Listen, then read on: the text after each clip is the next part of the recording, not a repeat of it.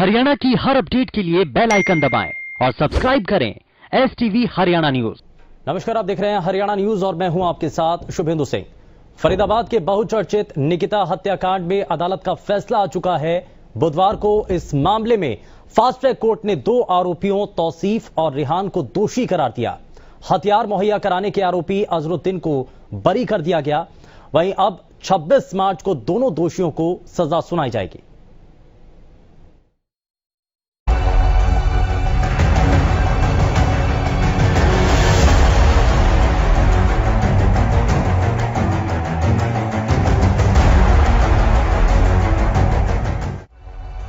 फरीदाबाद में निकिता तोमर की हत्या मामले में फास्ट ट्रैक कोर्ट ने आज फैसला सुना दिया है। इस मामले में 3 लोग आरोपी बनाए गए थे, जिनमें से तौसीफ और रिहान को कोर्ट ने दोषी करार दिया। इनकी सजा पर बहस शुक्रवार यानी 26 मार्च को होगी। वहीं अजरुद्दीन को बरी कर दिया गया।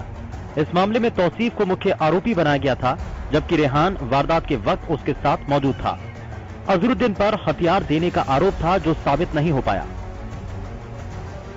आइए एक बार नजर डालते हैं निकिता हत्याकांड के पूरे मामले पर। क्या है निकिता हत्याकांड मामला? 26 अक्टूबर 2020 को निकिता तोमर की गोली मारकर हत्या की गई। बल्लभगढ़ में अग्रवाल कॉलेज के सामने निकिता को गोली मारी गई। निकिता उस वक्त परीक्षा देकर कॉलेज से बाहर निकली थी। तौसीफ पर निकिता की हत्या का आरोप लगा। तौसीफ पहले से ही निकिता को परेशान कर रहा था। पुलिसिया पूछताछ में भी तौसीफ ने अपना गुनाह कबूला। वेब सीरीज देखने के बाद वारदात की योजना बनाई। सीसीटीवी में कैद हुई निकिता हत्याकांड की पूरी वारदात। निकिता हत्याकांड मामले में एक बदमाश की हिमाकत देखने को मिली थी कि किस तरह से एक शख्स दिन दहाड़े बीच सड़क पर खूनी खेल खेलता है। इस मामले में 55 गवाह पेश किए गए थे, जिसमें 2 बचाव पक्ष की तरफ से थे। 1 अक्टूबर को इस मामले का ट्रायल फास्ट ट्रैक कोर्ट में शुरू हुआ था। मामले में 3 चश्मदीद गवाह भी थे। सीसीटीवी फुटेज भी मौजूद था। वहीं आज की सुनवाई के बाद निकिता के पिता ने आरोपियों के लिए फांसी की सजा की मांग की। सम्मान करते हैं, लेकिन फांसी मिलेगी हम तो संतुष्ट सभी होंगे और फांसी की हमारी हमारी तरफ से 4 लॉयर थे, संजीव राव, एदल रावत और परमार जी, और इन्होंने काफी अच्छा अपना काम किया है। और आज जो न्यायालय ने दोषी करार उनको दिया है वो आप सबको पता है। 26 तारीख को दोषियों को सजा मिलेगी और हमारी मांग फांसी से कम कुछ नहीं है। लेकिन अजरुद्दीन को बरी कर दिया, कहीं ना क्या आपको लग रहा है कि कमी रह गई थी? कोई नहीं, मैं कमी नहीं बता सकता। वो टेक्निकल चीजें हैं, वो वकील साहब ज्यादा बता सकते हैं। मुझे उसके बारे में मुझे वो नहीं है। अपील करेंगे अजरुद्दीन? हाँ जी, अपील करेंगे जी। निकिता की हत्या के मामले में तौसीफ और रिहान दोषी करार तो दे दिए गए, लेकिन अब परिवार को 26 मार्च का इंतजार है, क्योंकि 26 मार्च को दोषियों को सजा सुनाई जाएगी। ऐसे में पीड़ित पक्ष का यही मानना है कि उन्हें कोर्ट से जरूर इंसाफ मिलेगा। हमारे साथ वकील हैं पीड़ित पक्ष के, जान लेते हैं क्या कुछ कार्रवाई हुई आज कोर्ट में। वकील साहब, आज कोर्ट में अदालत ने जो अपना फैसला सुनाया उसमें 3 दोषी थे, तौसीफ, रेहान और अजरुद्दीन।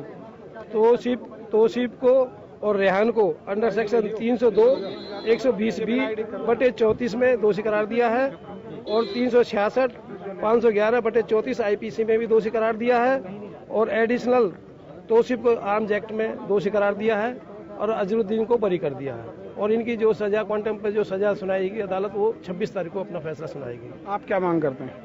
मांग तो हम फांसी की करेंगे, बाकी अदालत का जो फैसला है वो मान्य होगा। तो कहीं ना कहीं अब ये कुछ नहीं, कहीं ना कहीं साफ तौर पर अभी आपने सुना कि वकील साहब ने कहा है कि वो तो सीधे तौर पर फांसी की मांग कर रहे हैं, लेकिन जो भी अदालत फैसला सुनाएगी वो उनको मान्य होगा। फरीदाबाद से हरियाणा न्यूज के लिए राजेंद्र दहिया।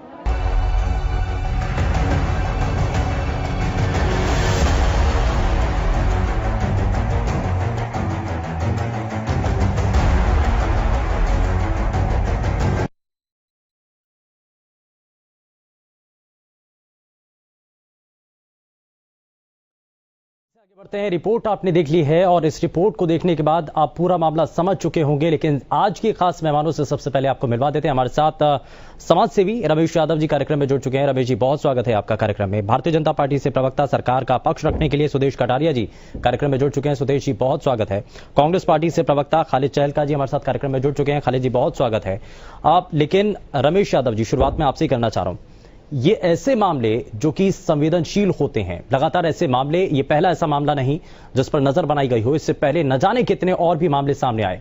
एक लंबी जगह होती है, लंबी बहस होती है, पीड़िता के साथ गलत होता है, लेकिन जो कानूनी प्रक्रियाएं होती हैं वो एक बहुत लंबे समय तक चलती हैं, जो कि एक सिस्टम का फेल्योर भी माना जाता है। ये कहा जाता है कि देर से इंसाफ मिलता है, लेकिन इस मामले में बहुत तेजी के साथ ये पूरी सुनवाई चली है। लगभग 4 महीने के आसपास ये पूरी सुनवाई चली है और इस दौरान पीड़िता को, जो कि अब इस दुनिया में नहीं है, लेकिन उसको इंसाफ मिलता हुआ नजर आया है। उसके जो आरोपी हैं जिन्होंने गोली मारी, वो दोषी करार दिए गए हैं। शुभेंदु जी, इतने शॉर्ट पीरियड में न्यायालय ने जो अभी आदेश आया है ये स्वागत योग्य है, क्योंकि ऐसे कोर्ट के मसले काफी टाइम लेते हैं, मगर इसमें एक नई पहल हुई है और हम सभी को इसका स्वागत करना चाहिए, क्योंकि justice delayed is justice denied. अगर जो है न्याय जल्दी नहीं मिलता तो वो न्याय की कोई वो नहीं रहती वैल्यू। तो मुझे उम्मीद है इसमें ये तोमर को न्याय मिलेगा और ये स्वागत योग्य कदम है। और एक ये मैसेज आएगा पब्लिक में भी कि इस तरह के मसले में, बच्चियों के साथ कोई हरकत करने में या उनके साथ कोई वारदात करने में जीरो टॉलरेंस है और एकदम फौरी कार्रवाई होगी और बगैर समय गवाए हुए न्यायालय भी, जैसा कि अभी आदेश आया है, इसका हम भरपूर स्वागत करते हैं। लेकिन इसमें रमेश यादव जी, लव जिहाद का एक बड़ा जो मामला था वो उठाया गया था और पुरजोर तरीके से हरियाणा में इसको लेकर के सियासत भी खूब हुई थी। तो क्या अब इस पूरे मामले पर जब ये वर्डिक्ट सामने आ चुका है, कोर्ट का जज ने अपनी बातें रख दी हैं, इस पर आप क्या कहना चाहते हैं? इस पर क्या जो कानून की मांग की जा रही थी कि लव जिहाद पर एक कानून बनना चाहिए, क्या वो सही है? देखिए, हमारा देश एक प्रजातांत्रिक देश है, सभी धर्म के लोग रहते हैं और जिस तरह की ये क्राइम है, ये हमारे आईपीसी में पहले भी इसका उल्लेख है। ऐसा नहीं है कि पहले कभी कोई सजा नहीं हुई हो, अपराधियों को सजा मिलती रही थी, लेकिन ये गवर्नमेंट का डिसीजन है, वो किस तरह का नया कानून लाना चाहे। अगर वो सभी के भलाई के लिए तो अच्छी बात है, मगर ये सभी पे सख्ती से लागू होना चाहिए। और बहन और बेटियों के बारे में जो भी अपराध होते हैं उस पर हमें जीरो टॉलरेंस की नीति अपनानी पड़ेगी, चाहे वो अवेलेबल कानून है या नए कानून बना के सख्ती से पालन करना पड़ेगा, समानता से पालन करना पड़ेगा, ताकि ये हमारे समाज में बुराई मिट सके और एक अपराधियों में दहशत जाए कि अगर हम करेंगे तो न्याय उसको फौरी सजा देगा और थोड़े समय में उसको जो है सजा मिलेगी। तो मैं उम्मीद करता हूं कि ये अच्छा कानून आएगा। खालिद जी, मैं जरा जल्दी से इस पर आपसे रिएक्शन लेना चाह रहा हूं कि क्या आपको नजर आता है, और हालांकि इसको लेकर के राजनीति बहुत हुई, लेकिन राजनीति से इतर क्या इस पर आप कहना चाहते हैं? शुभेंदु जी, जब शुरू में ये मामला सामने आया तो जिस तरह से मीडिया में उसका हाइप बनाया गया, निश्चित ही एक बहुत दुखद घटना थी। लेकिन हमने उस समय भी कहा था कि हम न्यायपालिका पर हमको भरोसा है, न्यायपालिका जो चाहे इसमें बेहतर से बेहतर, जो जिसमें एक मैसेज जाए, पूरे देश को संदेश जाए, पूरे राज्य को एक संदेश जाए, न्यायपालिका को इसमें वो करना चाहिए। हालांकि ये हमारी मशवरे का इसमें कोई मतलब नहीं था, क्योंकि न्यायपालिका का अपना एक तरीका है, उनका एक अपना नजरिया है और अपने तरीके से लोग काम करते हैं। लेकिन जिस तरह इसको पहले राजनीतिक रूप दिया गया, कहीं लव जिहाद का नाम दिया गया, कहीं बहुत सारी चीजें जो भाजपा एक एजेंडे के रूप में चलाती है, जबकि संविधान के हिसाब से देश चलना है और चलेगा, लेकिन उसको बहुत बुरी तरह से एक एजेंडा बना के लव जिहाद के नाम पे बहुत सारी चीजें पेश की गई। मैं आपको बात बताऊं, अब जैसे अभी कल 2-3 दिन में जो घटनाएं हुई, एक फरीदाबाद में एक भाजपा के नेता पर यौन शोषण का आरोप लगा। अभी रिसेंटली जब हरियाणा के उप मुख्यमंत्री फरीदाबाद में ही एक होली मिलन समारोह में गए थे, तो वहां एक जेजेपी के कार्यकर्ता पे एक आईएएस अफसर को छेड़ने का उन्होंने एक आरोप लगा, बल्कि उनके खिलाफ एफआईआर भी हुई। तो ये सारी चीजें, किसी दल का राजनीतिक सदस्य होने के नाते आपको ये नहीं सर्टिफाइड हो जाते कि आप कुछ भी करेंगे समाज में। हमारा देश, समाज, सारी चीजें, संविधान का एक दायरा है, देश में उससे चलता है। लेकिन भाजपा का एक अपना तरीका है, भाजपा को जिस तरह से उसको एक बनाना था प्रोपेगेंडा, उन्होंने बनाने की कोशिश की। लेकिन हम न्यायपालिका का जो फैसला है उसका स्वागत करते हैं और हम उम्मीद करते हैं कि इसमें बहुत बहुत बेहतर फैसला, समाज को और संदेश देने वाला एक फैसला आएगा। लेकिन बेटी के पिता की तरफ से ये कहा गया कि लव जिहाद का ये मामला है, हालांकि इस पर सरकार की विफलता है। सरकार की तरफ से उस वक्त ये आश्वासन दिया गया था कि ये कानून जल्द से जल्द लाया जाएगा, लेकिन पीड़िता के पिता की तरफ से कहा जा रहा है, ये हालांकि मैं भारतीय जनता पार्टी के प्रवक्ता से भी सवाल करूंगा, लेकिन अब ये उनकी तरफ से आज भी कहा जा रहा है कि लव जिहाद का कानून नहीं बनाया गया। यूपी में बन चुका है लेकिन हरियाणा में आज तक नहीं, लेकिन राजनीति थी उस वक्त, इसीलिए ये सिर्फ हवा बनाई गई। लड़के बेटी के पिता क्या कहते हैं वो स्वतंत्र है, उनकी बेटी थी, बहुत दुख की बात है और हमें भी उससे निश्चित बहुत दुख है। लेकिन मैं समझता हूं कि संविधान, इस देश का संविधान इतना सशक्त है, इतना मजबूत है और उसमें किसी तरह के अपराध के लिए आपको कोई छूट नहीं है। लव जिहाद नाम का शब्द किसी भी धार्मिक किताब में नहीं है, किसी भी धर्म की किताब में नहीं है, संविधान में नहीं है, तो उसकी उत्पत्ति कहां से हुई? भाजपा और आरएसएस का एजेंडे से। तो ये उनका अपना नजरिया था, भाजपा ने जिस तरह से उस मामले को पेश करने की कोशिश की। लेकिन ठीक है, हम फिर भी न्यायपालिका के फैसले का स्वागत करेंगे, क्योंकि 26 तारीख को उसमें फैसला आना है, तो हम पूरी तरह से उसको स्वागत करेंगे और हम उम्मीद करेंगे एक बहुत अच्छा संदेश देने वाला फैसला न्यायपालिका इसमें। लेकिन लव जिहाद के ऊपर जो कानून बनाने की बात है, हरियाणा सरकार इस पर जो पूरी तरीके से लव जिहाद भाजपा का एक प्रोपेगेंडा है। लव जिहाद नाम का शब्द भाजपा का एक प्रोपेगेंडा है। जब आपको मैंने कहा कि उस शब्द की कहीं भी किसी धार्मिक किताब में, हमारे संविधान में कहीं उसके लिए कोई जगह नहीं है, वो एक प्रोपेगेंडा है। भाजपा उसको अपने लोगों को इमोशनल ब्लैकमेलिंग के लिए यूज करती है। मैं समझता हूं उसका कोई औचित्य नहीं है। फिर भी लगता है अब सरकार है, सरकार जो चाहे फैसले लेगी, लेकिन ऐसा नहीं है। सरकार लोगों द्वारा चुनी गई सरकार है, लोगों के लिए लोगों द्वारा चुनी गई सरकार है। अब सरकार में है तो आप मनमर्जी करेंगे, ऐसा भी संभव नहीं है। लेकिन ये बेटियों का मसला है, इसमें बहुत सारे कानून इस तरह के अपराधों के लिए हमारे देश में, हमारे संविधान में मौजूद हैं और किसी भी तरह का अपराधी, छोटे से छोटा, बड़े से बड़े अपराधी, बचने के लिए कोई जगह नहीं है। हमें अपने संविधान पर पूरा भरोसा है, हम यकीन करते हैं पूरा देश का सिस्टम संविधान से चलता है। और भाजपा को लगता है कि इस प्रोपेगेंडे से उनके प्रचार को या उनके सत्ता बनी रहेगी, तो वो उनकी अपनी मंशा है, उसमें हम क्या कह सकते हैं। लेकिन हम उसको कतई उचित नहीं मानते कि आप प्रोपेगेंडा फैलाकर अपने प्रचार को, अपने तंत्र को मजबूत करें। मैं इसके लिए भाजपा को। ठीक है सुदेश कटारिया जी, यहां एक बात पीड़िता के पिता की तरफ से जो रखी गई है कि लव जिहाद कानून बनाने की आपने बात की थी और इस घटना के बाद से लगातार इसको लेकर के भारतीय जनता पार्टी के नेता बार बार ये कहते रहे थे कि हरियाणा के अंदर भी ये कानून बनेगा, लेकिन कहां है? आज भी वो मांग कर रहे हैं। पीड़िता के पिता आज भी कह रहे हैं कि कहां है वो कानून? क्या उस वक्त राजनीति थी? और कांग्रेस पार्टी के प्रवक्ता ये कह रहे हैं कि ऐसा कोई शब्द नहीं है, तो क्यों आखिर ऐसे आप, ये सिर्फ भारतीय जनता पार्टी का एजेंडा है? सबसे पहले तो शुभेंदु जी, अगर पीड़ित परिवार से और पीड़ित लड़की के पक्ष में अगर इनकी संवेदना है तो आज नूंह के विधायक को इस्तीफा दे देना चाहिए नैतिकता के आधार पर। इस प्रकार से नूंह के विधायक का चचेरा भाई तौसीफ जो आज न्यायपालिका ने फैसला सुनाया उनके हक में, पहली बार इतिहास में हिंदुस्तान में आप आंकड़े उठाकर देखिए, पिछले बहुत दिनों से कांग्रेस की सरकार है। मैं निर्भया कांड का भी जिक्र करूंगा, 2012 में हुआ था, उसको इंसाफ कब मिला, कितने साल में मिला, ये भी जिक्र करूंगा। पहली बार एक ऐसी ऐतिहासिक सरकार, ऐसा ऐतिहासिक फैसला प्रशासन और न्यायपालिका ने मिलकर लिया जिससे देश में बहुत अच्छा संदेश जाएगा। कोई भी व्यक्ति किसी पीड़ित लड़की की तरफ देखने से पहले 4 बार सोचेगा कि फास्ट ट्रैक कोर्ट के माध्यम से ऐसे भी फैसले आ सकते हैं। एक बात आप इस बात पर नजर उठाइए कि 26 अक्टूबर 2020 को यह एफआईआर हुई, 3 महीने 22 दिन में 70 गवाह भी पेश किए गए, प्रशासन द्वारा बड़ी तत्परता से इसको निपटा गया और किस प्रकार से पीड़ित को न्याय दिलाने के लिए फास्ट ट्रैक कोर्ट तो है, फास्ट ट्रैक कोर्ट तो बन गए, लेकिन ऐसी नौबत ही क्यों आए प्रदेश के अंदर? अगर हाँ बिल्कुल, मैं उस बात का भी जिक्र करूंगा कि कांग्रेस के कार्यकाल में निर्भया कांड हुआ था और 10 साल तक फास्ट ट्रैक कोर्ट में सुनवाई नहीं होती, लेकिन आज भारतीय जनता पार्टी के शासनकाल में ऐसी 3 महीने और 22 दिन की जांच के बाद किस प्रकार से पीड़िता को न्याय मिला, ये भी एक ऐतिहासिक बात है। आने वाले समय में अगर कोई व्यक्ति ऐसा करता है तो 4 बार सोचने वाली बात है और ये भी एक ऐतिहासिक बात है।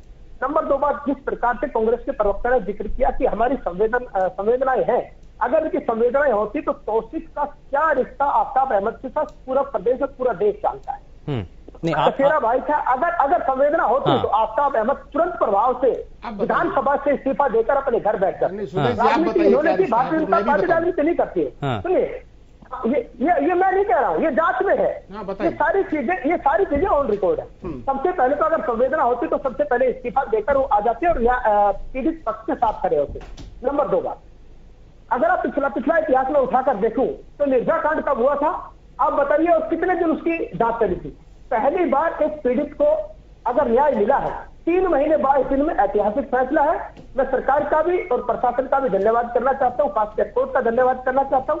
आने वाले समय में किसी की हिम्मत नहीं होगी, किसी की नजाकत नहीं होगी, किसी गरीब लड़की की तरफ या किसी गरीब पीड़िता की तरफ कोई आंख उठाकर देख ले।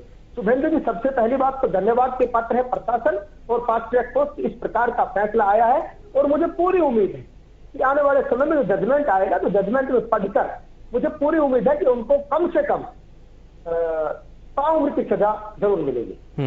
ठीक है, इस पर ये रिएक्शन मैं लेना चाहता हूं खालिद जी कि अगर विधायक और उनके परिवार के अगर लोग हैं विधानसभा तक पहुंचे हैं तो उनको इस्तीफा देना चाहिए। देखिए, ये सुदेश जी ने ये तो कहा कि विधायक को इस्तीफा दे देना चाहिए, लेकिन अब उन्होंने कहा कि पूरा देश और प्रदेश जानता है। देश प्रदेश क्या जानता है क्या नहीं जानता है, आपको बताना चाहिए था उनके साथ क्या ताल्लुकात है। जबकि आफ्ताब अहमद का हमारे माननीय सुदेश जी सुनिए तो सही, आप देख लीजिए, पूरा प्रशासन जानता है, अरे पूरे सुनिए प्रदेश के लोग जानते हैं, भाई वाली बात नहीं है। भैया, आपकी तरह चिल्ला पाना बहुत मुश्किल है, लेकिन सुन लेना चाहिए। आप अपनी बारी में बोल लेना, जो आपको चाहिए आपको बोलना है बोल देना, आप स्वतंत्र हैं। आफ्ताब अहमद से पहले उनके रियल चाचा बीएसपी की लीडरशिप करते हैं। क्या उनके ऊपर कभी अंगुली उठाई भाजपा ने? क्यों? क्योंकि कहीं ना कहीं कभी कभी आगाए भगाए उनको लगता है कि बीएसपी और सुश्री मायावती की सपोर्ट उनको मिल जाती है। जबकि आफ्ताब अहमद का उनसे बहुत लंबे समय से, ये ठीक है कि उनके उसमें लगते हैं, लेकिन लंबे समय से उस परिवार से कोई लेना देना नहीं है। लेकिन उस परिवार से बहुत लंबी दूरियां हैं। जी, अगर शुरुआत में 2018 का जो मामला सामने आया था, 2018 में भी निकिता को उसका अपहरण किया गया था, तो उस वक्त भी एफआईआर दर्ज हुई थी, लेकिन राजनीतिक रसूख की वजह से ये बार बार कहा गया है, ये तो ऑन रिकॉर्ड है और पीड़िता के पिता की तरफ से बार बार ये बातें रखी गई थी कि हमारे ऊपर राजनीतिक तौर पर दबाव बनाया गया, समझौता करने के लिए प्रेशर दिया जाता रहा। तो ये तो कहा गया है। देखिए, क्या हम और आप सब मिलकर ये कहना चाह रहे हैं, भाजपा या हम या मीडिया ये कहना चाह रहा है कि इस देश में राजनीतिक रसूख मजबूत हैं, जबकि कांग्रेस इसमें विश्वास नहीं करती है। आपको बता देता हूं मैं, इस देश में सबसे मजबूत अगर कोई चीज है, इस देश का संविधान है, जिससे सारी चीजें, सारा सिस्टम चलता है। मैं नहीं समझता कि किसी के रसूख से किसी को बचाया जा सकता है। ये शुभेंदु जी, आप मुझे एक बात बताइए, क्या भाजपा ये बात मानने को तैयार है कि 4 दिन पहले, अब से 4-5 दिन पहले फरीदाबाद में जो यौन शोषण का मामला आया और उसमें जो गोयल साहब हैं, जिनका नाम भाजपा नेता के साथ जोड़ा गया, जो वहां के सांसद हैं, उनके बहुत नजदीकी व्यक्ति हैं, क्या भाजपा यह मानने को तैयार है कि जो उसमें देरी हुई 7 दिन 8 दिन 10 दिन उनकी गिरफ्तारी में, और उनको फरीदाबाद के कमिश्नर तक इस बात पर आगे तिरकाते रहे पीड़िता को कि आप हम कार्रवाई करेंगे, जांच कर रहे हैं, तो क्या भाजपा ये कहनी चाहती है कि इसमें रसूख का फायदा उनको गोयल साहब को मिला था? जबकि मैं नहीं मानता कि हमारा देश का संविधान और संविधान के दायरे में काम करने वाले कर्मचारी अधिकारी, उनका कोई भी मसला है कि संविधान से ऊपर किसी को समझेंगे। अगर लगता है भाजपा को कि ये सब चीजें हो सकती हैं, तो भाजपा का विश्वास हो सकता है। हमारा विश्वास ये है कि न्यायपालिका ने जो किया है और जो करेगी, बिल्कुल वो मजबूत पक्ष है। ठीक है, और मैं उसमें विश्वास रखता हूं। ठीक है, अधिवक्ता कुलभूषण भारद्वाज जी हमारे साथ कार्यक्रम में जुड़ चुके हैं। कुलभूषण जी, बहुत स्वागत है। जरा जल्दी से रिएक्शन सुदेश जी जरा दीजिए, फिर उसके बाद मैं कुलभूषण जी आपके पास आता हूं। देखिए सुरेंद्र जी, बड़े शर्म की बात, इन्होंने एक्सेप्ट भी किया कि आफ्ताब अहमद से तौसीफ के 4 रिश्ते थे। वो एक्सेप्ट करने के बाद किस प्रकार से प्रदेश की जनता को बरगलाने का इन लोगों ने काम किया। उन्होंने संविधान की बात की, इन्होंने रसूख की बात की। तब भी सरकारें होती थी। आप याद कीजिए निर्भया कांड को, 2012 में निर्भया कांड हुआ था, तब संविधान नहीं था, पर नेता नहीं थे, तब मुख्यमंत्री नहीं थी, सरकारें नहीं थी, सरकारें आपने पहली बार एक ऐसी ऐतिहासिक सरकार, भाई ऐतिहासिक सरकार तो है आपकी, पर आपने शायद निर्भया जी की मां की बयान नहीं सुनी आपने, जिसमें उन्होंने कहा, निर्भया की मां ने मीडिया के सामने आके कहा, क्या कहा कि अगर राहुल जी नहीं होते तो मेरा घर बर्बाद हो जाता। राहुल जी ने जिस तरह से उनके परिवार को संभालने में और उनके बेटे को रोजगार में मदद करने में जिस तरह से भूमिका निभाई, ये खुद निर्भया की मां ने कहा। ये खुद निर्भया की मांग है। जो हम कर सकते थे हमने उस परिवार के लिए किया। फैसला किसी अपराध के खिलाफ फैसला देना न्यायपालिका का काम है। वो न्यायपालिका अभी पहले भी कर रही थी, आज भी कर रही है, लेकिन ये सब प्रोपेगेंडा है। आपको लगता है कि चीखने चिल्लाने सारी चीजें आसान हो जाती है, तो आप इसी में लगे रहिए, और चीखने चिल्लाने से देश गुमराह नहीं होगा कभी भी। कांग्रेस के कार्यकाल में कितने महिला थाने से पूछिए शुभेंदु जी से, 2 महिला थाने। आपके महिला थाने भ्रष्टाचार के अड्डे हैं। ऑनलाइन एफआईआर आपके महिला थाने इस समय हरियाणा में भ्रष्टाचार के अड्डे हैं। महिला शक्ति ऐप के माध्यम से महिलाओं को सशक्त करने का काम किसने किया? महिला शक्ति रैपिड ऐप, ठीक है सुदेश कटारिया जी, किसने किया? ठीक है, एक मिनट चिल्लाते रहिए, एक मिनट खालिद जी, सुदेश कटारिया जी, महिला थाने और महिला सशक्तिकरण के लिए जितने भी कदम उठाए गए, क्या आज जो महिलाओं के खिलाफ अपराध हो रहे हैं हम ये मान ले कि वो कम हुए हैं, या फिर महिला थानों के आने के बाद से क्या इन अपराधों में कमी आई है, या ये खत्म हो चुके हैं? कहीं तो कोशिशें हों, अगर कोशिशें हो रही हैं तो नजर आनी चाहिए, ये अपराधों की संख्या कम होनी चाहिए। बिल्कुल नजर आ रही है। पहले महिलाएं चक्कर काट के, महिला थानों के चक्कर काट के एफआईआर नहीं होती थी। आज महिलाएं कोई भी पीड़ित पक्ष है अपने घर बैठकर ऑनलाइन एफआईआर करवा सकती है। और किसी भी थाने में अगर आप यहाँ बैठिए पंचकुला में और आप गुड़गांव में एफआईआर करवाना चाहते हैं, आप ऑनलाइन एफआईआर करवा सकते हैं। ये किसकी उपलब्धि है? शक्ति ऐप के माध्यम से दुर्गा रैपिड ऐप आपने लॉन्च करके जो 50 कंपनियां लगाई, वो किसकी उपलब्धि है? उससे क्राइम तो कम हुआ है ना, कहीं ना कहीं महिलाओं के प्रति। सबसे बड़ी बात आज शुभेंदु, सबसे बड़ी बात जो फास्ट ट्रैक कोर्ट के माध्यम से पर डे सुनवाई करके 3 महीने 22 दिन में किस प्रकार से पीड़िता को न्याय मिला? क्या हिंदुस्तान सर हम तो ये सवाल कर रहे हैं ना सर कि ऐसी नौबत ही ना आए ना, प्रदेश के अंदर महिलाएं सुरक्षित हो, उनके खिलाफ अपराध ही ना हो, उनके खिलाफ अपराध होना ही नहीं चाहिए। ऐसी नौबत ही ना आए कि फास्ट ट्रैक कोर्ट का रास्ता किसी को इख्तियार करना पड़े। मैं बता रहा हूं, आज पहली बार ऐतिहासिक फैसला आया है। आने वाली पीढ़ी में कोई भी व्यक्ति किसी लड़की की तरफ नजर उठा के देखने में 4 बार सोचेगा कि गलत कर दूंगा तो 3 महीने 22 दिन में सजा हो सकती है। और आप देखना शुभेंदु जी, अभी जजमेंट आया नहीं, जजमेंट आने तो मुझे पूरा विश्वास है ताउम्र की सजा उनको मिलेगी। ठीक है, खालिद जी कुछ कहना चाह रहे हैं? जल्दी मैं से कहना चाह रहा था, भाजपा के प्रवक्ता थोड़ा दिल छोटा करते हैं। आपको लगता है कि अपराधी के साथ हमारे संबंध है, तो मैं कहता हूं कोर्ट को, माननीय कोर्ट को सुनो, अरे सुनो भाई, आप बताइए ना, आप सब कुछ भाई है या नहीं है? अरे आप सब कुछ जानते, रुको तो सही, आप सब कुछ जानते, रुको, आप सब कुछ जानते हो, सुन लो भैया, आप सब कुछ जानते हो, सुन तो लो, अरे सब कुछ जानते हो, अरे सब कुछ जानते हो, सुन तो लो भैया। मैं आपकी तरह, सुनिए शुभेंदु जी, ठीक है, मैं आपसे एक बात कहना चाहता हूं, सुनिए सुदेश कटारिया उनको जरा सा रोकिए ताकि सुनने में अच्छा लगे, उनको लोग भी सुने। ठीक है, कांग्रेस ने अपना पक्ष रखा तो लोगों को पता लगना चाहिए ना। बताइए। उनका दिल जरा सा छोटा है, उन्होंने कहा उम्र कैद की सजा होनी चाहिए, और मैं कहता हूं कि भाजपा ये कह रही है कि उनके साथ उनके संबंध है। मैं कहता हूं उनको फांसी की सजा होनी चाहिए ताकि पूरे देश को एक संदेश जाए। लेकिन महिला सशक्तिकरण पे सरकार कितनी मजबूत है आपको बता देता हूं।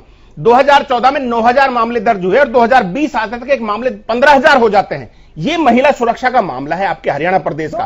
एक सर्वे आया जिसमें यह कहा गया पूरे देश में सबसे असुरक्षित राज्य कौन सा है, हरियाणा। वो हमारा सर्वे नहीं है, वो कांग्रेस पार्टी का किया हुआ सर्वे नहीं है, वो सर्वे है सरकार का किया हुआ, जिसमें यह कहा गया कि हरियाणा प्रदेश पूरे देश में महिलाओं के लिए सबसे असुरक्षित है। यह भाजपा की सरकार के दौरान हुआ है, जब 2014 में 9000 मामले दर्ज होते हैं, 2020 आते तक 15000 मामले हो जाते हैं। यह महिला सुरक्षा का मामला है भाजपा का, कि महिला सुरक्षा के प्रति भाजपा कितनी गंभीर है। मैंने कहा ना, उनके पास प्रोपेगेंडा है, कागजी आंकड़े हैं, सारी चीजें हैं, लेकिन सच मायने में अगर उनके ही आंकड़ों को आप देखेंगे, 2014 में 9000 मामले दर्ज होते हैं, 2020 में 15000 दर्ज होते हैं। यह महिला सुरक्षा का मसला है।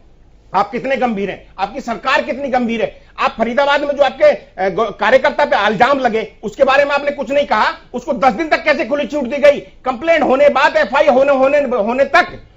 वो खुद पीड़िता ने कहा कि हम भी थाने में थे और अपराधी भी थाने में था, लेकिन पुलिस की हिम्मत नहीं थी उसको अरेस्ट कर ले। ये आपका महिला सशक्तिकरण, महिला प्रेम है। ये जो फैसला आया है न्यायपालिका की तीव्रता से आया है, देश को एक मैसेज देने के लिए आया है। उसमें भाजपा का कुछ नहीं है कि भाजपा ने उसमें कुछ कर दिया अलग से, ये अलग से कुछ नहीं हुआ है, और हम स्वागत करते हैं न्यायपालिका के इस तीव्रता की। चलिए ठीक है कटारिया जी, मैं आता हूं। ठीक है, कुलभूषण भारद्वाज जी भी हमारे साथ कार्यक्रम में जुड़ चुके हैं। कुलभूषण जी, ये 3 महीने 22 दिन सुनवाई चली और बेहद जल्दी, इसीलिए फास्ट ट्रैक कोर्ट का गठन किया गया था, इसीलिए ये फास्ट ट्रैक कोर्ट तैयार किए गए थे। मकसद यही था कि जल्द से जल्द जो बच्चियां हैं, बेटियां हैं, महिलाएं हैं, उनको इंसाफ मिल पाए, बहुत तेजी के साथ त्वरित तौर पर उस पर कार्रवाई हो सके, उस पर सुनवाई हो सके और उस पर फैसला सामने आ सके। तो एक नजीर है कि बहुत जल्दी इस पर फैसला सुनाया गया।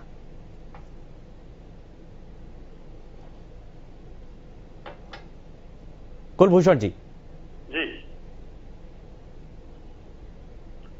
शुभेंदु जी, हेलो जी बिल्कुल, बताइए कुलभूषण जी, बताइए। मैं बड़े सम्मानपूर्वक आपसे निवेदन करता हूं कि जिस विषय पर डिबेट है या जिस विषय को देश की जनता देख रही है, कृपया आप उसको सीधा सीधा बात करें। अब आपने मुझे यहाँ पर बिठा के रखा हुआ, मेरा इतना समय आपने खराब कर दिया।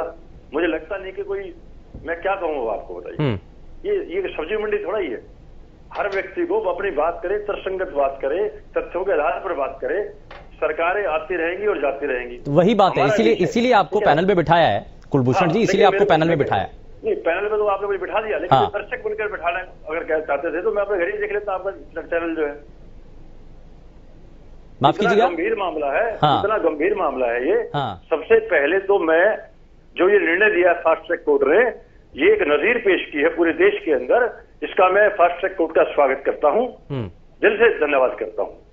इस प्रकार के जो अपराधी हैं उनको एक संदेश जाए, इस प्रकार की मानसिकता के जो लोग हैं उनको एक संदेश जाए, खड़ा संदेश जाए। और इसके अंदर आज ये दोषी ठहराए गए हैं।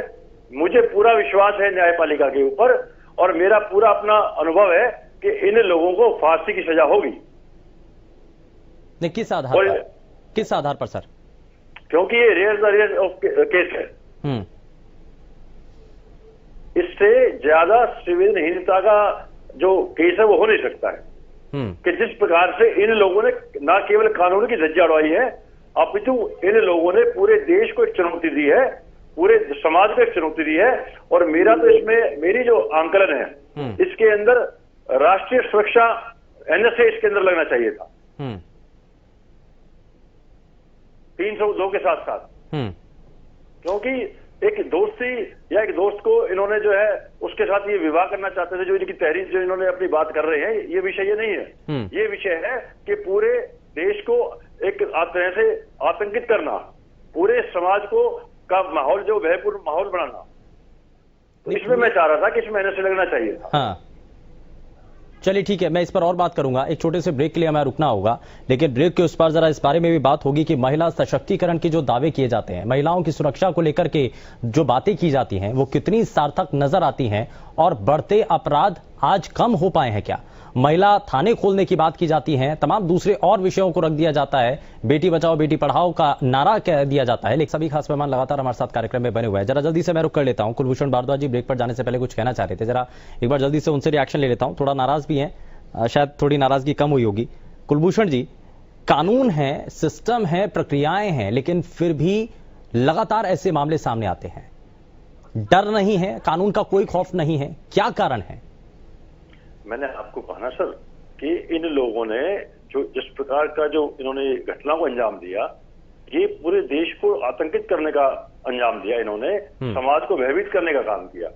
तो इसलिए इन लोगों को आप थोड़ा साफ कीजिए, समाज को भयभीत करने का काम कैसे किया? इन्होंने इस प्रकार किया कि सारे एकदम लड़की को अगवा करने का प्रयास किया, और जब भी अगवा नहीं कर पाए तो सीधा उसको गोली मार दी।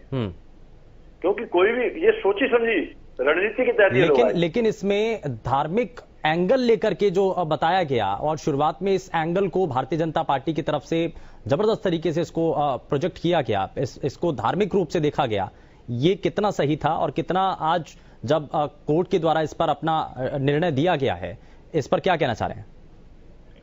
देखिए, अपराधी की ना तो कोई जाति होती है, अपराधी का ना कोई समुदाय होता है। और दूसरा अगर मैं कहूं तो जिस प्रकार का ये परिवार है, राजनीतिक रसूख वाला परिवार है, तो इन लोगों को कानून का तो डर था नहीं। क्योंकि इसका कारण, इस कारण के पीछे अगर आप जाएंगे तो पहले भी इन लोगों ने उस लड़की के साथ छेड़खानी, मृतका के साथ छेड़खानी की थी, और छेड़खानी करने के बाद दबाव डालकर और इन लोगों ने जो है राजीनामा करा लिया था। तो इन लोगों के हौसले बुलंद थे, इनको जानकारी थी कि आपका परिवार जो है वो राजनीतिक रसूख वाला परिवार है, पैसे वाला परिवार है, आप कुछ भी कर देंगे तो आपको कुछ बिगड़ने वाला नहीं है। और यही दर्शाने के लिए ये लोग सोची समझी रणनीति के तहत हथियार साथ में ले जाकर इन लोगों ने इस घटना को अंजाम दिया। ठीक है, खालिद जी कुछ कहना चाह रहे हैं इस पे? मतलब उम्मीद तो ये थी कि हमारे साथी हैं अभिवक्ता साहब, वो कुछ अच्छी चीजें इसमें बताएंगे, लेकिन उनको ऐसा लगता है कि सोची समझी रणनीति। सच ये है कि अपराध जब करता है उसका अपने दिमाग की उपज होती है, परिवारों से या इस तरह की चीजों से मैं समझता हूं उसका कोई ऐसी चीजें नहीं होती हैं समाज में कभी भी। हमारा देश, हमारा समाज इन चीजों को अलाउ नहीं करता कि आप कोई अपराध करने जा रहे हैं और उसमें आप परिवार की प्लानिंग हो या परिवार का राय मशवरा लेके जाएंगे। ये सब चीजें, चलिए उनको ऐसा नजरिया है, लेकिन मैं समझता हूं कि उनका श्रीमान जी जो पहले छेड़खानी का मामला था उसके अंदर किन लोगों ने दबाव डाल के समझौता कराया था? दबाव परिवार के लोग ही थे? नहीं, परिवार के लोग थे या नहीं थे, बताइए आप मुझे। कब अब मुझे ये बात बताइए, दबाव से मतलब क्या होता है? दबाव से मतलब क्या होता है? आप अभिवक्ता हैं, दबाव के लिए हमारे देश में, हमारे संविधान में जगह कहां है? आप इस बात को कैसे एक्सेप्ट करते हैं? आप मेरी बात को सुनिए पहले। नहीं, आप इस बात को एक वकील होने, हाँ मैं उसी भी बात भारद्वाज जी, उस लड़की को छेड़खानी पहले की थी, भारद्वाज जी, परिवार ने जवाब डालकर उनको भारद्वाज जी मैं ये कहना चाह रहा हूं कि आप एक अभिवक्ता, मतलब एक वकील होने के नाते इस बात को एक्सेप्ट कर रहे हैं कि दबाव, ये सारी चीजें हमारे देश में मायने रखती हैं। तो मुझे इस बात पे बड़ी हैरानी होती है कि कानून के जानकार और कानून की पैरवी करने वाले इस बात को एक्सेप्ट कैसे कर लेते हैं कि अब दबाव चलता है। संविधान से बड़ा दबाव कैसे हो सकता है? देश में सबसे बड़ा संविधान है, हमारी न्यायपालिका है। अरे कानून की बात कीजिए आप, संविधान कहां से आ गया? कानून की बात कीजिए आप। कानून के दायरे में, कानून देश के अंदर माननीय सर्वोच्च न्यायालय तक इस बात को रखा गया है कि जो गवाह होते हैं, जो पीड़ित होते हैं, उनको सुरक्षा दी जाए। समझ गए आप मेरी बात को? और जिस लड़की के साथ ये घटनाक्रम, मर्तका के साथ जब छेड़खानी हुई थी, तो जो दोषी के परिजन है उन लोगों ने जवाब डालकर उनका राजीनामा कराया था। ये इस बात का प्रमाण है। हम इस बात पे बहस नहीं कर रहे, इस बात पे बहस कर रहे हैं? नहीं, हम इस बात पे बहस नहीं कर रहे। अच्छा कुलभूषण जी, एक चीज ये भी कि कानून बने हुए हैं, प्रक्रियाएं हैं, सभी चीजें हैं, लेकिन एक मांग भारतीय जनता पार्टी की तरफ से इस पूरे प्रकरण के बाद ये की गई कि लव जिहाद पर कानून बनाया जाए। यूपी के अंदर बन चुका है, हरियाणा में भी ऐसा कानून लाया जाए। आप एक वकील होने के नाते इस पर क्या कहना चाहते हैं?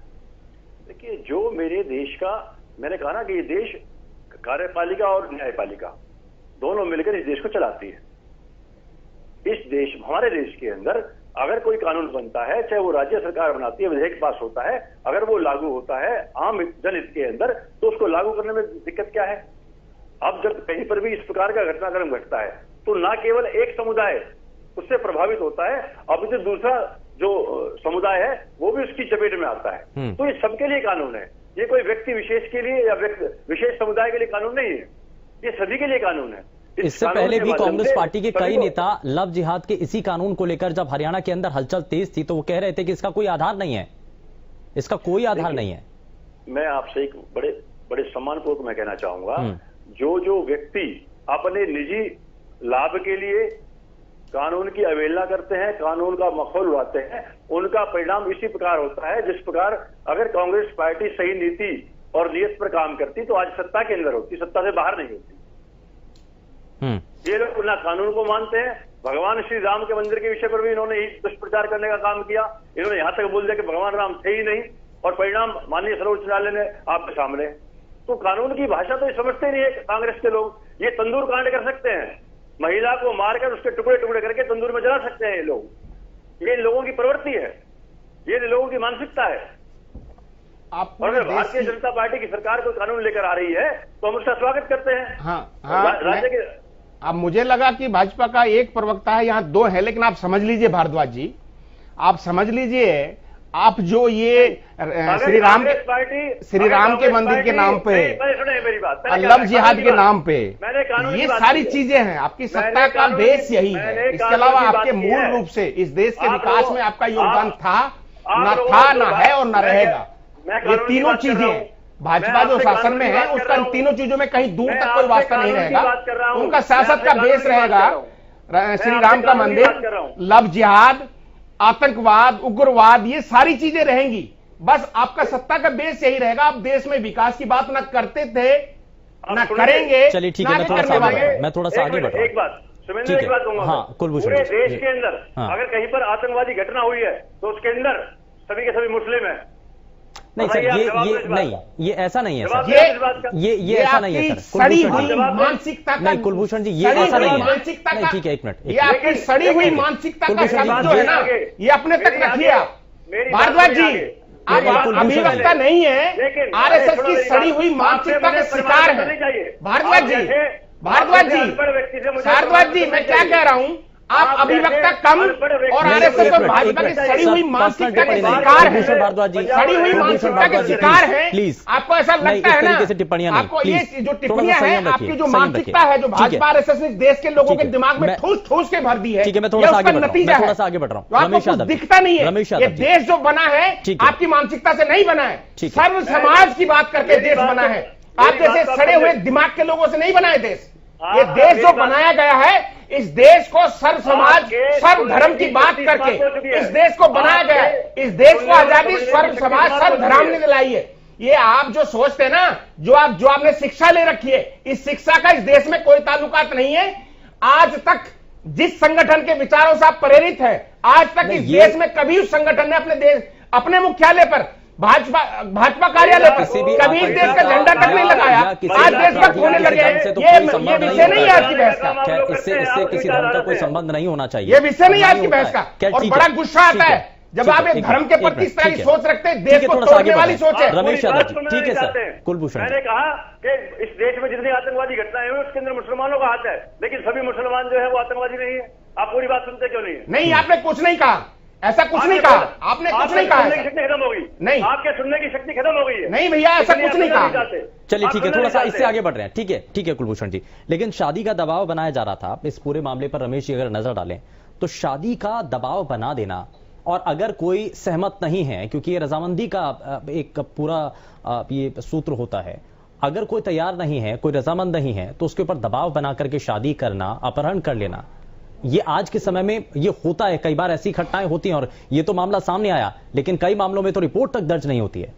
रमेश जी, देखिए, ये इस तरह की वारदात हमारे देश में होती रहती है, क्योंकि हमारा देश एक प्रजातांत्रिक देश है और उसके लिए कानून में प्रावधान है। अगर किसी ने कोई मर्डर किया है तो उसका प्रावधान है। मेरे ख्याल से इसको किसी धर्म से या जाति से नहीं जोड़ना चाहिए। अगर किसी पॉलिटिकल एफिलिएशन है उसमें, तो हमारे पास आईपीसी में सेक्शन है ना 120 भी, कौन रोक रहे हैं, उसमें लगानी चाहिए, उस पर एक्शन लेना चाहिए, ताकि एक और भी राजनेताओं को एक मैसेज आए कि आप ऐसा अगर दबाव डालेंगे तो आप भी बुक हो जाएंगे उसमें। ऐसा नहीं है, सारे प्रोविजन है हमारे। लेकिन मैं एक बात कहना चाहता हूं कि हमारी जनता का भी कुछ अधिकार है, दायित्व है कि ऐसे जघन्य अपराधों की निंदा करे और उनको सपोर्ट करने वालों को उजागर करे। क्योंकि ये जब तक public country is known by the public citizens कि हमारे नागरिक कैसे हैं, तो हमें भी आगे आना पड़ेगा इसमें, ताकि ये बुराई का नाश हो और ऐसी पुनरावृत्ति ना हो। ठीक है, मैं सुदेश कटारिया जी, एक सवाल मैं ये भी करना चाह रहा हूं। आप ये कह रहे हैं कि दबाव बनाया जा रहा था, राजनीतिक रसूख वाले लोग थे और पीड़ित परिवार के ऊपर दबाव बनाया गया, लेकिन सवाल यह भी है कि 2018 में जब यह घटना होती है, जब शुरुआत होती है इस मामले को लेकर के, अगर उस वक्त भी पुलिस प्रशासन अगर पूरी तरीके से इस पर कार्रवाई करता, उस वक्त भी अगर सही तरीके से कदम उठाए जाते, तो शायद ये परिस्थितियां आगे नहीं बनती 2020 में। बिल्कुल शुभेंदु जी, बड़ी महत्वपूर्ण बात आपने उठाई। हमारा बहुत सीनियर अधिवक्ता है कुलभूषण जी, और इनको ये नहीं पता कि कितने दिन पहले एफआईआर हुई। 2018 में पहले एफआईआर हुई, बिल्कुल हुई थी, उस पर दबाव बनाया गया था। और एफआईआर होने के बाद जब पीड़ित पक्ष द्वारा एफआईआर करवाई गई थी, थाने में बुलाया गया था, लेकिन ये जो रसूखदार लोग हैं, आफताब अहमद और तौसीफ, ये चचेरे भाई हैं, इनके द्वारा इतना दबाव बनाया गया समाज द्वारा, जो कुलभूषण जी बता रहे थे अभी, मैं इनकी बात पर बहुत लगा। तो समाज द्वारा एक ऐसा दबाव बनाया गया, उसको डरा धमकाकर उस एप्लीकेशन को वापस ले लिया गया। बार बार पुलिस द्वारा बुलाने पर भी पीड़ित पक्ष आया नहीं, इतना डरा दिया गया। लेकिन बाद में 2018 में सरकार किसकी थी? मैं बता रहा हूँ, हमारी थी, मैं बता रहा हूँ। सुनिए सही, उस दिन तक तो दबाव मान गए, आज आपका दबाव हट गया, आज आपकी आंखें खुल गई, बड़े जल्दी जागरूक हुए आप। अगर ये लोग संवेदनशील हैं, अगर ये लोग महिलाओं की सुरक्षा के साथ हैं, अगर ये लोग हमारी समाज की लड़कियों के साथ हैं, और सही मायने में न्याय चाहते हैं और न्यायपालिका के फैसले का स्वागत करना चाहते हैं, तो आज on the spot Aftab Ahmed यहाँ इस्तीफा दें और कहे कि मेरा भाई गुनहगार है। मैं एक ऐसी लीड डाल के जा रहा हूं, आने वाले समय में अगर कोई इस प्रकार का जघन्य अपराध करेगा तो हम उसके साथ नहीं। सर, सवाल का जवाब अभी आपने नहीं दिया है। और सुदेश कटारिया जी, हाँ, सवाल का जवाब अभी भी नहीं दिया। जब दूसरी बार वारदात हुई, इस वारदात को अंजाम दिया गया तो हमारे गृह मंत्री ने तुरंत प्रभाव से एसआईटी गठित की और तुरंत प्रभाव से माननीय मुख्यमंत्री जी ने आदेश दिए, फास्ट ट्रैक कोर्ट के माध्यम से इसकी सुनवाई होगी। पहली बार देश में एक बार 3 महीने और 22 दिन में। सुदेश जी, इस मामले में कहा तो ये भी जा रहा है कि इस मामले में त्वरित कार्रवाई इसलिए हुई, उस वक्त कमेटी एसआईटी इसलिए गठित कर दी गई क्योंकि राजनीति से ये जो कह रहे हैं ना कि रसूखदार थे वहां और राजनीतिक रूप से दबाव बनाया जा रहा था, क्योंकि इसके पीछे आप जिनको टारगेट कर रहे हैं यही कारण था कि त्वरित कार्रवाई हुई। नहीं शुभेंदु जी, बिल्कुल गलत बात है। भारतीय जनता पार्टी इस प्रकार की राजनीति कभी नहीं करती और घटिया राजनीति करने में हम बिल्कुल भी इस बात में विश्वास नहीं रखते। क्या आपको लगता है कि निकिता के साथ अन्याय हुआ? आपको लगता है? अगर उसके साथ अन्याय हुआ तो सब पूरा देश उसके साथ है। हम भी देश में आते हैं, हम भी समाज के एक सामान्य नागरिक हैं और सामान्य नागरिक होने के नाते हमारा भी दायित्व बनता है। समाज में इस प्रकार का जघन्य अपराध होता है तो इसके खिलाफ खड़ा हो जाना चाहिए। और भारतीय जनता पार्टी ने क्यों इस प्रकार की राजनीति भारतीय जनता पार्टी कतई नहीं करती है। अगर हमारी देश सुदेश कटारिया जी, आज भी प्रदेश में कई महिलाओं के साथ अपराध होते हैं, कितनी महिलाओं को इंसाफ मिल रहा है और ऐसे अपराध हो क्यों रहे हैं? बार बार सवाल यही है कि ऐसे अपराध हो क्यों रहे हैं? जो आज ये फैसला आया है वो बहुत ऐतिहासिक फैसला आया है। आने वाले समय में कोई भी इस प्रकार का जघन्य अपराध करेगा, 4 बार सोचेगा कि जिस प्रकार से तौसीफ को सजा मिली है, सजाए मौत का प्रावधान मिला है, उसको उम्र कैद हुई है, ये बात एक मील का पत्थर साबित होगी। आने वाले समय में कोई भी जघन्य अपराध करेगा 4 बार सोचेगा। खाली जी, इस प्रकार की बहुत अच्छी पहल है, स्वागत करना चाहिए सरकार का और सरकार के प्रशासन के साथ होना चाहिए इन लोगों को। और इस प्रकार से इतनी बड़ी बात होने के बाद, इतना बड़ा जघन्य अपराध करने के बाद में किस प्रकार से बहस कर रहे हैं लोग? अरे दिलवाइए इस्तीफा आफ्ताब अहमद से, चाहिए हम पीड़ित पक्ष के साथ हैं और आने वाले समय में इस प्रकार की जघन्य घटना नहीं होगी। कुछ कहने का मौका लगेगा। ठीक है सुदेश जी, जरा नहीं, मौका क्या लगेगा? आप बताइए 2012 में निर्भया कांड हुआ, कितने दिन बाद? ठीक है, जरा सुन तो लीजिए वो क्या कहना चाह रहे हैं। आप बताइए ना। सुदेश कटारिया जी, शासनकाल में 2 महिला थाने होते थे। तुम रुको भैया, ठीक है तुम रुको, ठीक है सुदेश, चिल्लाने से कुछ नहीं होगा। चिल्लाने से ना तुम पे सत्ता की नजर पड़ेगी ना मुख्यमंत्री की नजर पड़ेगी। आप खुद कहते हैं कि पहला मुकदमा दर्ज हुआ 2018 में। शुभेंदु जी क्या कहते हैं कि पहला मुकदमा कब दर्ज हुआ? 2018 में। तो 2018 से 2019 के बीच ऐसी क्या क्रांति आ गई सरकार के अंदर तो एकदम से सरकार का जहन पलट गया? और 2018 में कार्रवाई क्यों नहीं की और 2020 में क्या हो गया? ये सारी चीजें हैं।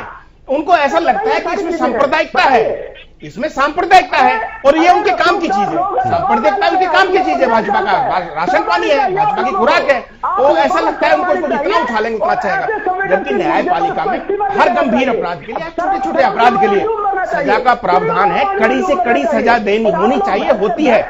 बड़े अति उत्साहित है हमारे सुदेश भाई, वो कह रहे हैं कि जिस तरह का फैसला है, आपको पता नहीं है अभी 26 तारीख को फैसला आने वाला है, अभी आया नहीं है।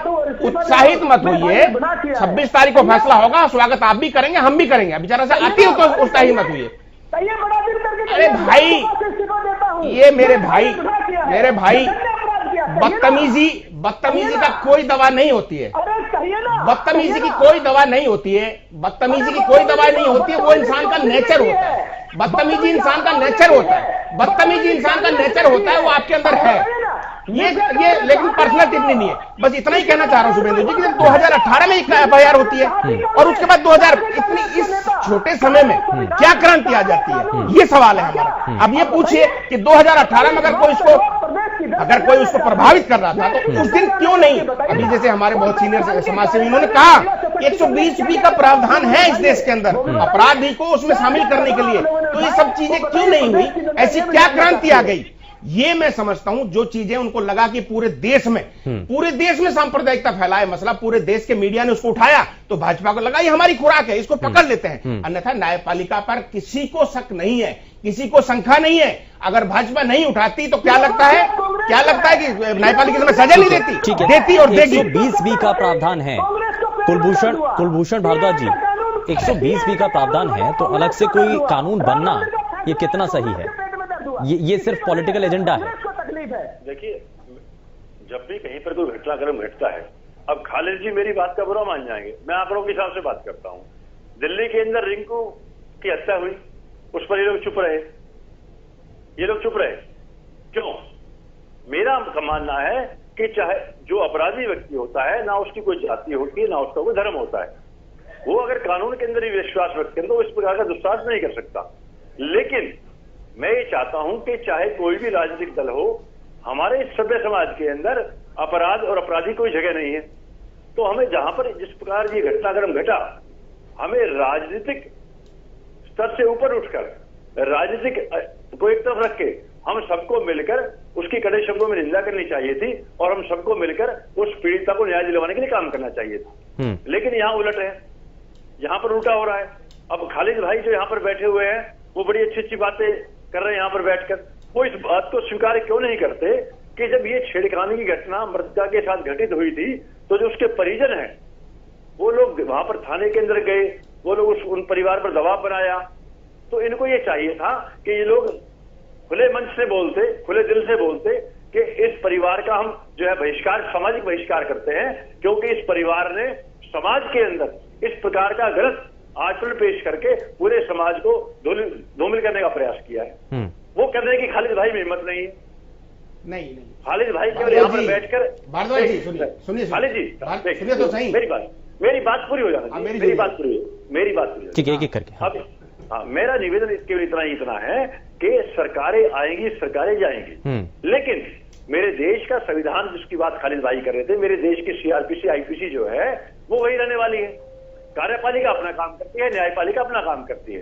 तो न्यायपालिका का जो काम करने का तौर तरीका है, हम सबको मिलकर न्यायपालिका के अंदर अपना विश्वास व्यक्त करना चाहिए और देश के अंदर चाहे किसी जाति की बेटी हो, चाहे किसी धर्म की बेटी हो और चाहे किसी भी धर्म या किसी भी जाति का व्यक्ति हो, अगर उसके साथ कोई गलत घटना घटती है, उसके खिलाफ कोई गलत काम करता है, तो हम सबको मिलकर पूरी ताकत के साथ उस व्यक्ति को सबक सिखाने का काम करना चाहिए।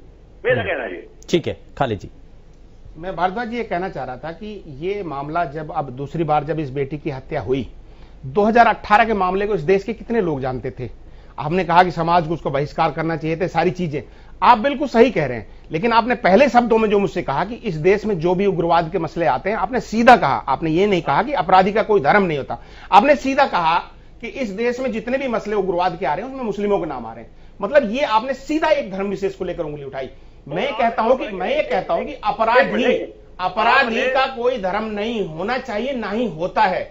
अगर वो धर्म को मानने वाला होगा, धर्म को मानने वाला हो, किसी धर्म का पालन करता हो, मेरा इतना बोलते आपने आगे की बात को सुना नहीं, आप एकदम नहीं संवेदनशील नहीं है। ये चीजें तकलीफ इसलिए देती हैं कि ये सर्व धर्म का देश है, सर्व समाज का देश है, और इतना प्यारा देश दुनिया में कोई नहीं है जहां इतने धर्मों के लोग इतने मेल मिलाप और इतने व्यवस्थित तरीके से रहते हैं। लेकिन इसमें जो ये जहर घोलने का, धार्मिक जहर घोलने का जो प्रचंड प्रयास आरएसएस कर रही है और जहरों में लोगों के जहन में जहर भर रही है, ये बहुत दुखदाई है।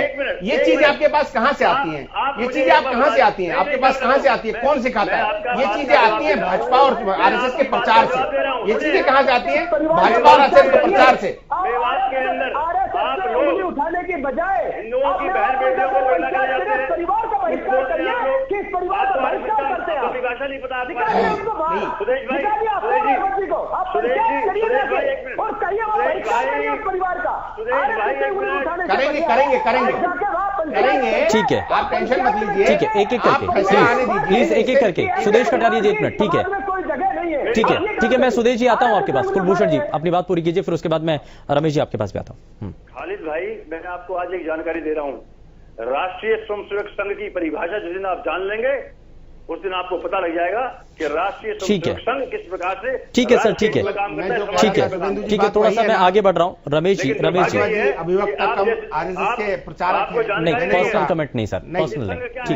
ठीक है रमेश जी अब ये बढ़ते मामले, ऐसे मामले जब सामने आ रहे हैं तो हमें समाज के भीतर कम से कम लोगों को ज्यादा से ज्यादा अब ये समझाने की जरूरत है कि समान तौर पर देखना है। अंतर्राष्ट्रीय महिला दिवस पर भी हम ये कहते हैं कि महिला सशक्तिकरण होना चाहिए, महिलाओं को ज्यादा से ज्यादा उनको तवज्जो देनी चाहिए, उनको उनकी हिस्सेदारी ज्यादा होनी चाहिए, उनकी भागीदारी होनी चाहिए हर चीज में। लेकिन महिलाओं के प्रति बढ़ते अपराध ये कुछ उल्टा बताते हैं, कैसे दूर किया जाएगा? शुभेंदु जी, हमारा सामाजिक ताना बाना भी कुछ ढीला होता जा रहा है। बहुत पहले जब हमारे समाज में था तो इस तरह की वारदात होती थी तो उसको सामाजिक तौर पे भी बहिष्कार किया जाता था, उसको पनिशमेंट दी जाती थी जो कि कानून से अलावा होती थी और बड़ी ही स्टीक होती थी। आज ये अर्बनाइजेशन हो गया, लोग शहरों में शिफ्ट हो गए, एक दूसरे को जानते नहीं। मैं समझता हूँ बहुत सारे कारण हैं इसके जो इस तरह के अपराध होते हैं। मैं ये कहना चाह रहा हूं कि हमें सभी को ये शपथ लेनी चाहिए कि ऐसे अपराध में हमें कोई किसी तरह का राजनीतिक रंग भेद ना दे करके, क्योंकि बेटियां सबकी बराबर होती है और वो किसी के साथ भी कभी भी कोई वारदात हो सकती है, ये नहीं कि किसी अंकिता के साथ ही होगी। तो मैं ये कहना चाह रहा हूं सभी को मिलकर इसको पॉजिटिव वे में इसको नष्ट करने का प्रयत्न करना चाहिए, भर्त्सना करनी चाहिए, खुले दिल से करनी चाहिए, इसमें कोई संकोच नहीं करना चाहिए और ना ही कोई धर्म और जाति बीच में आनी चाहिए। और तब जाके सामाजिक जो है ताना बाना बनेगा, एक जागरूकता आएगी और उसमें इसका समूल विनाश हरियाणा में हमें करना है। हरियाणा एक बहुत बड़ा स्टेट है हमारा, एक बड़ा कैरेक्टरफुल स्टेट है। सभी स्टेट हमारे अच्छे हैं लेकिन हरियाणा के ठीक है सर, मान्य ठीक है। समय ज्यादा इजाजत नहीं देता आगे बढ़ने के लिए। बहुत शुक्रिया सभी खास मेहमानों का कार्यक्रम में शामिल होने के लिए। लेकिन निकिता हत्याकांड मामले में आज सुप्रीम कोर्ट की तरफ से बड़ा फैसला दिया गया। 2 इसमें शख्स जिनको दोषी करार दिया गया और अब इसके बाद 26 तारीख को, क्योंकि इस पूरे मामले को लेकर 26 अक्टूबर 2020 को जब ये पूरा मामला सामने आया था, सीसीटीवी फुटेज सामने आई थी, लगातार पीड़िता के परिवार की तरफ से मांग की जा रही थी इंसाफ की, तो अब इस पूरे मामले पर नजर बनाई जा चुकी है और कोर्ट की तरफ से आज एक बड़ा फैसला सुनाया गया है।